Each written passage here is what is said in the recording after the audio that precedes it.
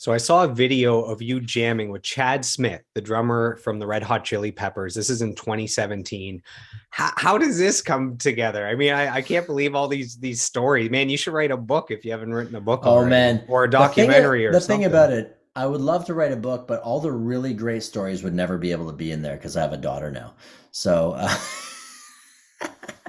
all the ridiculous stories that people really want to hear, they can't be in the You'll have book. to make it PG-13. You'll have to That's right. omit some of the information. Yeah, yeah. I was actually thinking about this Chad Smith thing the other day. So my bass player at the time was Laura Greenberg, and I was thinking about this. If it wasn't for her being in the band, this literally never would have happened at all because I didn't. So rewind. I come down to play the show, and this is at the same club as Jeremy Renner sat in with us.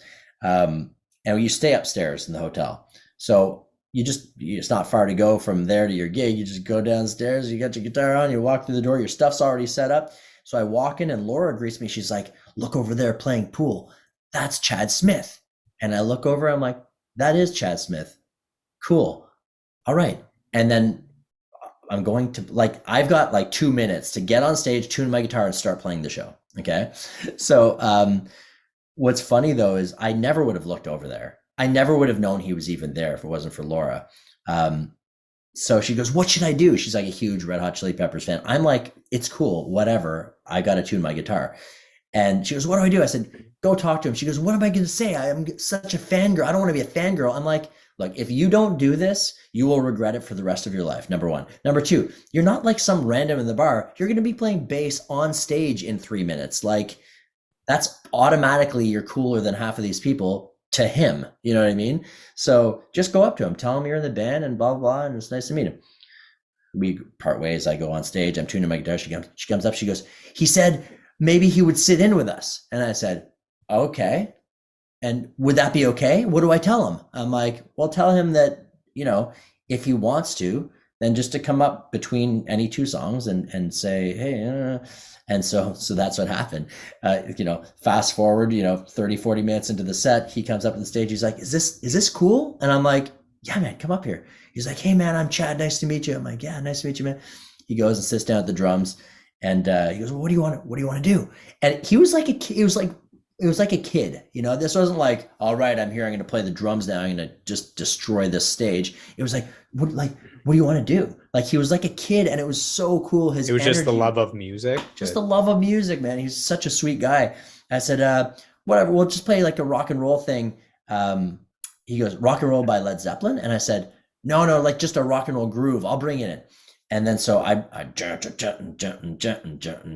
and then he comes in and just kills for the whole song. And so a few things. Number one, I was like, we've got Chad Smith on drums.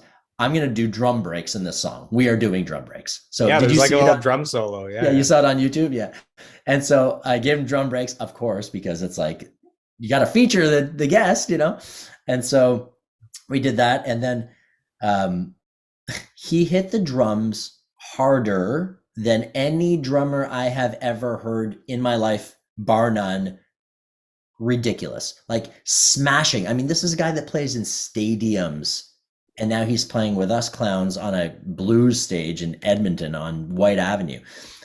So there's that. And then the other thing was when he came off, when I introduced him, he goes, hey man, thank you so much. Thank you so much. I really appreciate it. And he was like thanking me. And I was like, dude, what just happened? So cool. And then off he went. And it was just like every phone came out though. That's the difference between then and the Renner days. It's like people got wind that something was going on. And I don't think I ever said Chad Smith on drums because I wanted to let him have a little bit of just being a guy in the room. And so I said our buddy Chad or something like that, because I didn't want people just to go psycho and like harass him after. So I don't know, he probably had to leave the venue after that because, it would be too much. He can't just play pool after that, I don't I think. don't think so. Yeah, so the good news is, like you mentioned, in the 12 years between the Jeremy Renner story and the Chad Smith story, the video technology on phones caught up. So this is actually documented, and our listeners can go check that out. Just search your name and Chad Smith, and that jam will come up.